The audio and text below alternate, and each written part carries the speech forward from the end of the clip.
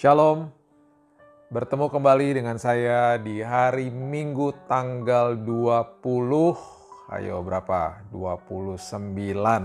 Saudara, jangan-jangan saudara lupa juga tanggal berapa. Saya juga kadang-kadang lupa hari, lupa tanggal. Ya samalah semua ya, karena di rumah terus. Saudara ngapain aja sih setiap hari? Kalau boleh tahu, nanti mungkin bisa di komen-komen di bawah gitu ya.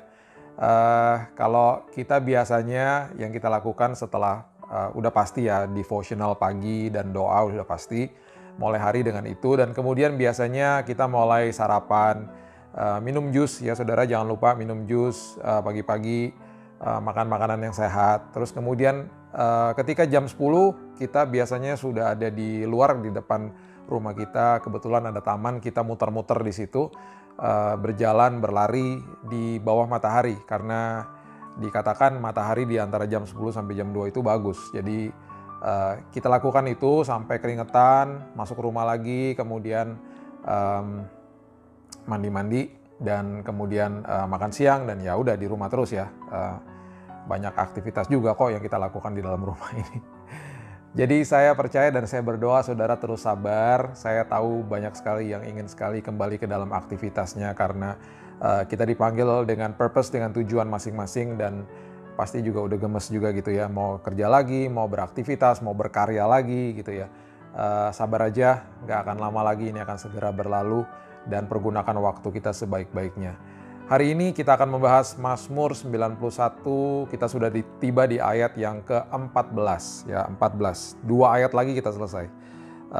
Ayat 14 ini firman Tuhan mengatakan begini ya, sungguh hatinya melekat kepadaku, maka aku akan meluputkannya, aku akan membentenginya sebab ia mengenal namaku. Oke, kalau saudara baca dari awal ya, saudara harus ingat bahwa ada kata kerja dari awal itu. Di ayat yang pertama adalah kata duduk, kita udah bahas tentang itu ya. Posisi kita menentukan provisinya Tuhan, duduk. Nah, kata kerja yang kedua adalah ini, di ayat 14 ini.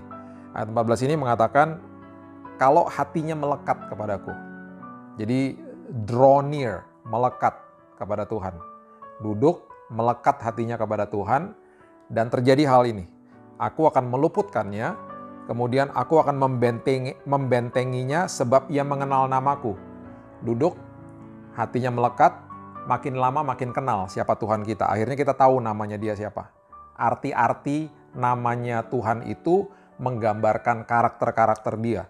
Dari awal kita sudah belajar tentang arti daripada El Elyon gitu ya, yang maha tinggi, dia juga adalah Allah yang maha kuasa. El Shaddai, Elohim adalah pencipta, Yahweh gitu ya, nama Tuhan yang paling sakral di bahasa Ibrani, dan seterusnya dan seterusnya. Jadi ayat ini menggambarkan dari awal, kalau kita urutkan dari awal, duduk, kemudian melekat kepada Tuhan, makin melekat kita akan mengerti karakter dia, dan akhirnya tiba sampai di dalam peristiwa di mana dia akhirnya membentengi saudara, kemudian dia memelihara saudara, dia memberikan proteksi kepada saudara.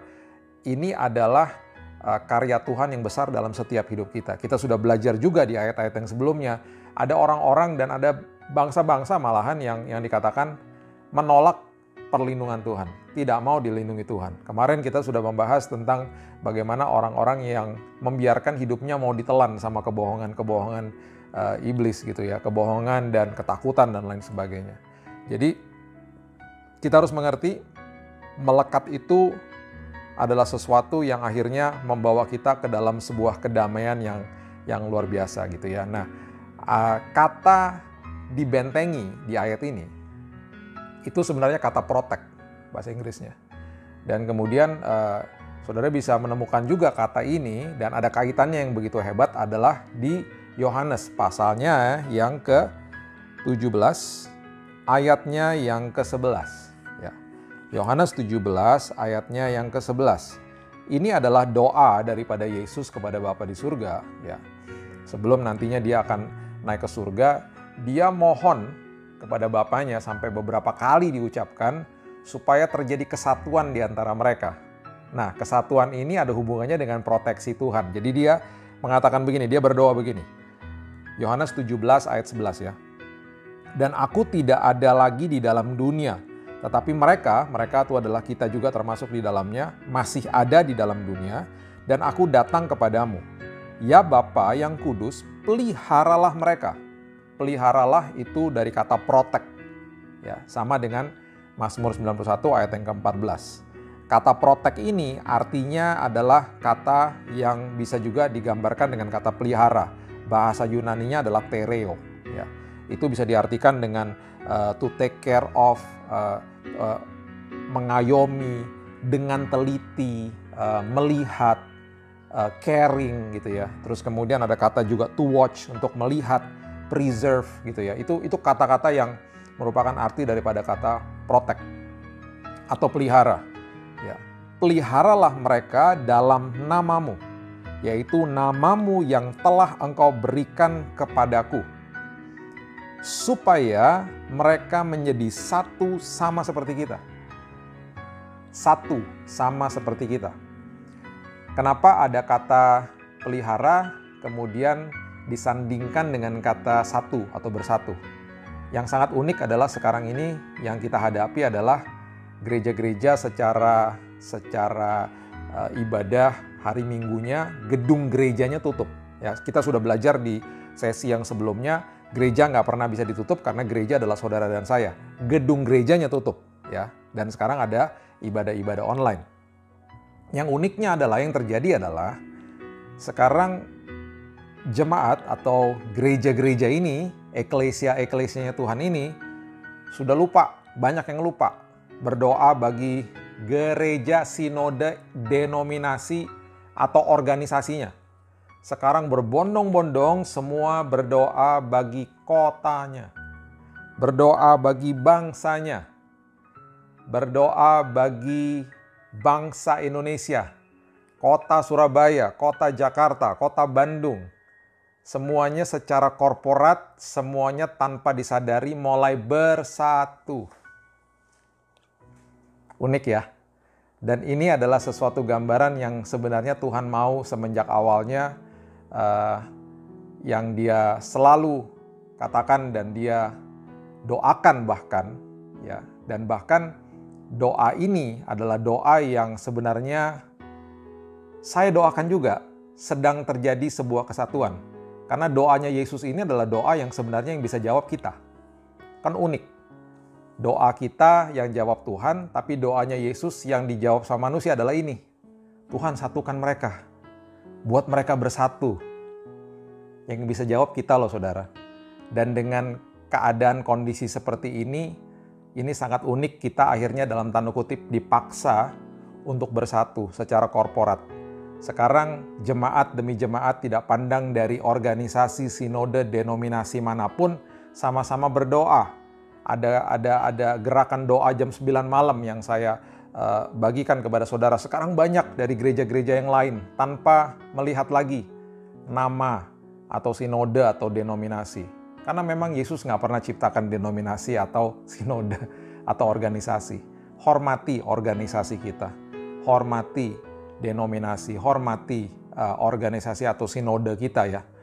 Tapi di atas itu semuanya kita harus menjadi orang-orang Kristen yang bukan agamawi, tapi orang-orang Kristen yang mengerti bahwa hubungan saya dengan Yesus itu yang menyelamatkan saya.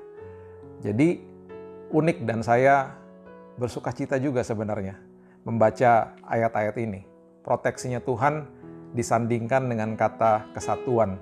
Dan tanpa kita sadari kita sudah mulai bersatu. Nanti setelah ini semuanya sudah selesai, stop saling mencibir tata ibadah gereja sana gereja sini. Semuanya satu kok. Semuanya sama-sama adalah warga kerajaan surga yang dahsyat. Semuanya ditugaskan untuk mengkolonisasi bumi, untuk menularkan budaya kerajaan surga dimanapun kita berada. Itu satu. Kemudian kata proteksi juga artinya adalah sesuatu yang sangat-sangat hebat juga ya. Sampai-sampai di beberapa peristiwa di perjanjian lama ini yang diberikan sama Tuhan kepada beberapa kali peristiwa di saat bangsa Israel menghadapi kesulitan-kesulitan. Yang bisa saya ambil salah satunya adalah di Kejadian pasalnya yang ke-45 di zamannya Yusuf ya. Nanti saudara baca di ayat yang ke-9 sampai ayat yang ke-11. Dan setelah Yusuf reveal himself, ketika dia memberitahu siapa dirinya kepada saudara-saudaranya, ya, di saat itu mereka gentar dan akhirnya takut dan juga surprise bahwa wow, ternyata ini Yusuf yang kami buang. Di ayat 9 dikatakan begini, segeralah kamu kembali kepada Bapa. Ini Yusuf yang katakan kepada saudara-saudaranya. Dan katakanlah kepadanya, beginilah kata Yusuf anakmu, Allah telah menempatkan aku sebagai tuan atas seluruh Mesir. Datanglah mendapatkan aku, janganlah tunggu-tunggu. Engkau akan tinggal di tanah Goshen. Oke, di tanah Goshen. Dan akan dekat kepadaku, engkau serta anak cucumu, kambing domba dan lembu sapimu dan segala milikmu. Tanah Goshen itu artinya adalah drawing near. Drawing near, melekat. Melekat. Di dalam kota ini, di dalam drawing near ini, di dalam kata yang sangat berarti ini adalah tempat di mana Tuhan memberikan provisi. Datang ke kota itu, tinggal di situ, engkau tidak akan kelaparan. Goshen, tinggallah di Goshen. Kemudian kota ini ada juga keluar di Perjanjian Lama, di peristiwa ketika ada tulah yang keempat di zaman Mesir ketika waktu itu mereka berhadapan dengan Musa. Tulah yang keempat di Keluaran 8 ayat yang ke-22 mengatakan begini. Waktu itu tulah yang keempat tentang lalat ya, swarm of flies, lalat pikat. Tetapi pada hari itu aku akan mengecualikan tanah Goshen di mana umatku tinggal, sehingga di sana tidak ada terdapat pikat atau lalat ya. Supaya engkau mengetahui bahwa aku Tuhan ada di negeri ini. Ya, drawing near, melekat, ada proteksi Tuhan. Tanah Goshen adalah lambangnya, di mana Tuhan memberikan proteksi yang hebat terhadap bangsanya pada saat itu. Saya akan tutup dengan Keluaran pasal yang ke-10 ayat yang ke-21 sampai 23 ya. Ini waktu tulah gelap gulita, tulah ke-9. Berfirmanlah Tuhan kepada Musa, ulurkanlah tanganmu ke langit supaya datang gelap meliputi tanah Mesir, sehingga orang dapat meraba gelap itu. Wow, gelap sekali ya, sampai bisa diraba.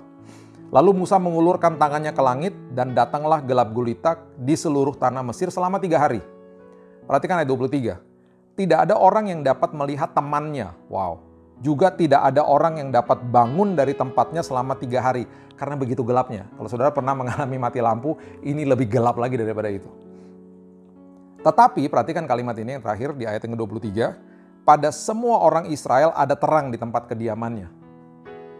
Saya mendengar di Wuhan setelah selesai lockdown, banyak yang keluar dari rumahnya dan sekarang file for divorce. Mereka banyak yang akhirnya ingin bercerai. Kenapa? Ketika mereka di lockdown di rumahnya, banyak terjadi pertengkaran di dalam. Ada gelap gulita di dalam. Ada ketakutan, ada kegusaran, ada kekhawatiran, tidak mengerti firman, tidak tahu kemana harapan itu harus dilakukan atau dibawa atau bergantung kepada siapa, bingung mereka. Ujung-ujungnya keluar dari rumah, selesai lockdown, file for divorce, bercerai. Saudara, saya percaya di setiap rumah anak-anak Tuhan ada terang di dalamnya. Karena banyak rumah yang di dalamnya penuh dengan kegelapan. Karena ketakutan dan khawatir dan lain sebagainya saling berkelahi. Saudara, saya percaya di setiap rumah saudara ada terang Tuhan. Dan ada damai Tuhan. Ada sukacita Tuhan. Dan bahkan setelah selesai semuanya ini, kita keluar dari lockdown ini, kita adalah jemaat yang berkemenangan di dalam Tuhan. Karena kita banyak belajar makin melekat kepada Tuhan. Demikianlah firman Tuhan pada hari ini. Bertemu kembali dengan saya besok. Shalom, God bless you.